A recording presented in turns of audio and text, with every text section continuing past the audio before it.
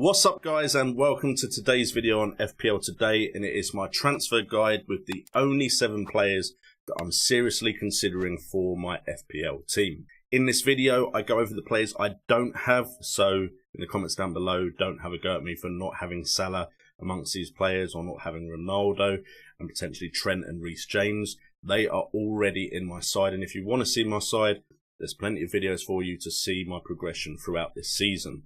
But in this video, we are focusing on the players I don't have, who I'm seriously considering for my side, and these are the only 7 players. In the comments down below, you can give me your opinion and also ask any questions if you want me to clarify any of my points. And potentially every weekend from this point onwards, hopefully, I'll be doing a video responding to your comments. So get involved down below, and we start off with João Cancelo as the first player that I'm seriously considering bringing into my side.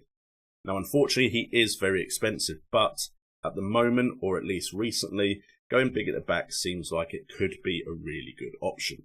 His ownership is almost at 30% currently, and of course, these data and stats and prices were all correct at the time of recording, but may not necessarily be correct right now, so do go and check him out yourself. But with such a high ownership and with a fixture run that includes Everton, Aston Villa, Watford and Wolves, I do think Man City are definitely capable of keeping some clean sheets, and João Cancelo is up there with the best underlying stats amongst defenders. I already have Reece James, I already have Trent Alexander-Arnold, and to be honest, I'm not one keen on a defensive double up, because I feel like if you lose that clean sheet, that's 2 chances at points automatically gone. But of course it can work if it goes the other way for you. But we can just see by looking at his stats that he's one of the defenders that has the most amount of shots on goal, is always advanced, and kind of comes inside from that fullback position, which gives him the opportunity to get so many chances on goal. Big chances created doesn't look too impressive. However, we can see that in the last 2 game weeks, he's had 9 shots on goal, only 3 of those being on target. And as we can see, a lot of his recent shots have come in the last 4 game weeks.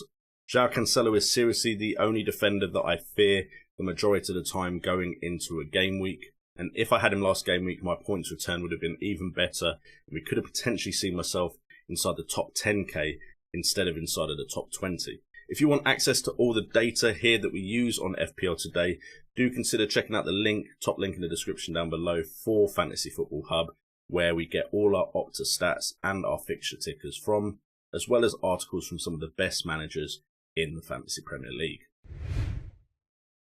Moving straight on to the next player, and I have felt a lot of regret having not brought this guy in before, especially when he had a decent points return on a game week that I did do relatively well in, but could have been even better. I've been watching this guy probably since about game week 4 or 5, and I've just not brought him in because the fixture run, especially for a side like Crystal Palace, hasn't looked amazing. At 5.8 million, he is a budget enabler, and he has almost 15% ownership. And we can see that he has a decent amount of underlying stats and seems to be a very vital cog in that Crystal Palace Patrick Vieira side. What I do like about him is we can see the progression in the data, because it's not like it's skewed in favour of 6-week period or 4-week period. You can see the general progression from 4 shots on goal for the last 2 game weeks to 8 shots in the last 4, 13 in the last 6 and 19 in the last 8. That kind of progression means that he's generally ticking along instead of having a 2 or 4 game week period that has really boosted his stats. The only area where you don't really see that progression is as far as shots inside the box for the last 2 and 4 game weeks, and big chances created, where we can see that it is skewed for the longer term as far as the big numbers are concerned. But with Burnley, Leeds and Aston Villa in the next 3, potentially Palace could do very well, although I am fearful that they've done well against the big sides and then could potentially do what Brentford have done recently, which is kind of fall off when they had easier opposition. We move on to a player that could be a considerable punt for me at 3.9% ownership, and it is Sadio Mane at 11.9 million. Now, the reason I'm considering him is after the Arsenal fixture, and we know that Liverpool can score against anyone, they have Southampton, Everton, Wolves and Aston Villa in the next 4. Whilst I already have Salah and Trent Alexander-Arnold, I'm not against tripling up on them to try and get points where other people potentially aren't looking. A lot of people are looking in the direction of the likes of Spurs, and then Man United in the future have a good fixture run. But Liverpool right now, not too many people will consider Mane and Salah, as Jota is of course an easier go-to. However, Sadio Mane does have decent underlying stats. As we can see again, you have that kind of progression over game weeks, although there is of course that big shot of shots inside the box. 8 game weeks he's had 20, in the last 6 he's had 10. But overall, other than that, there's a general slow progression showing that he's been ticking along with some absolutely fantastic underlying stats and could go big in the next 5 game weeks, and it would be a real differential. Only issue is that price tag of 11.9 million. FPL, if you'd just made him cheaper, a lot more people would be considering him for their FPL sides.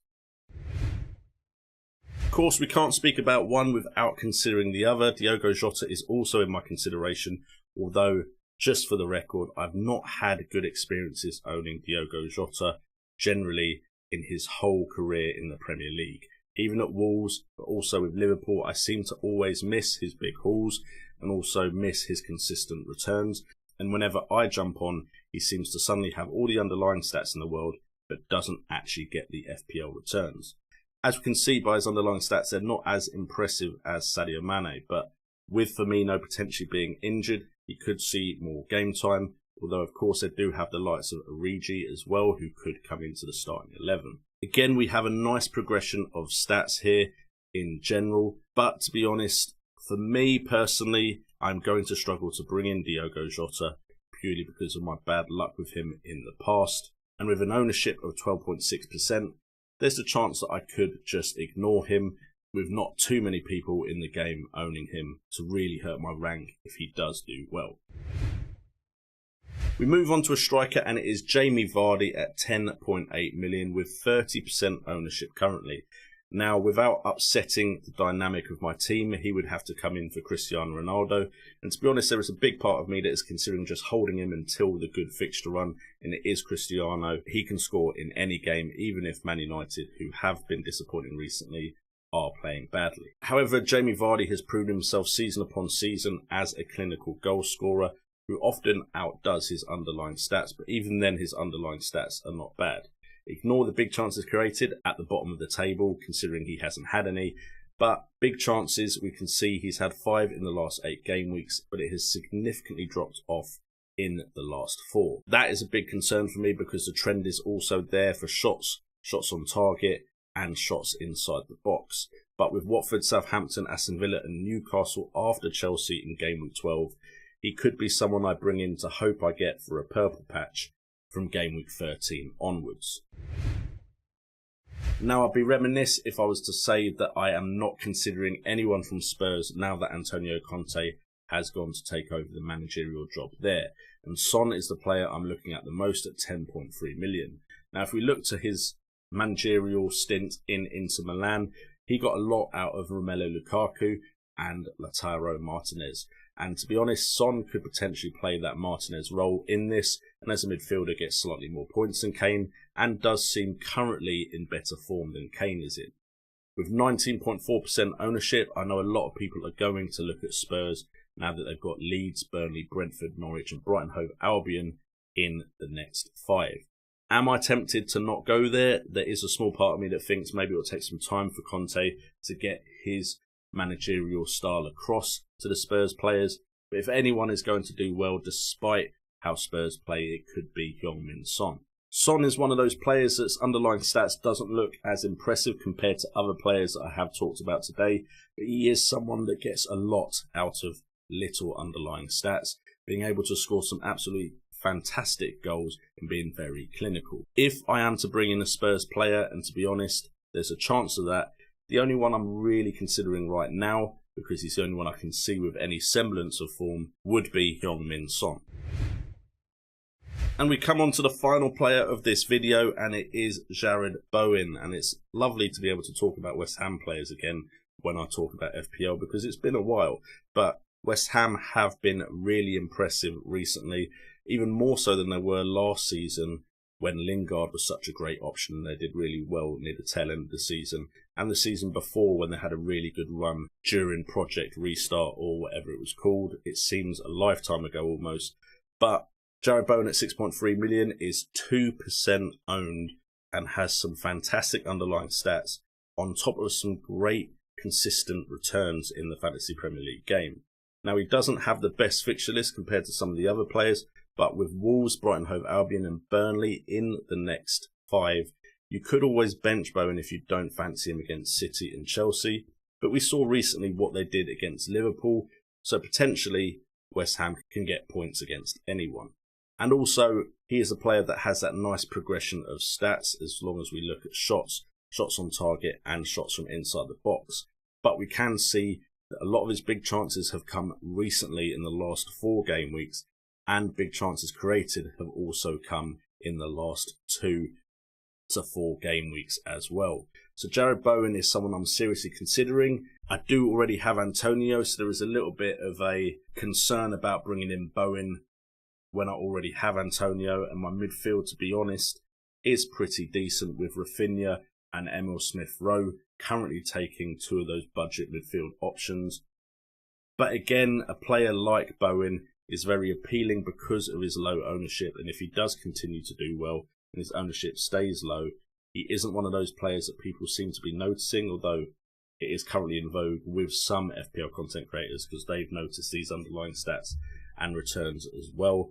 But Jared Bowen could definitely be someone that I bring in, and it's always fun to own a player where you try and watch the games of that side.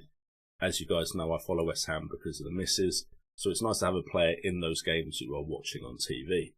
So guys, that is it for this video. If you have enjoyed it, I'd really appreciate if you do hit that like button and subscribe to the channel. That shows me that this video content was worthwhile. And make sure to get in the comments down below with your thoughts on the 7 players I've discussed, if there's any player I should have included in this video, and also any other general questions, and we'll try and do a regular video potentially released on Sunday with some thoughts after the Saturday fixtures, although of course I know it's international break this weekend, where I answer your questions and thoughts and get some content that's directly for you guys. Subscribe to the channel. Thank you so much for watching this video. I've been JNO, this has been FPL Today, and remember, it's all about the game.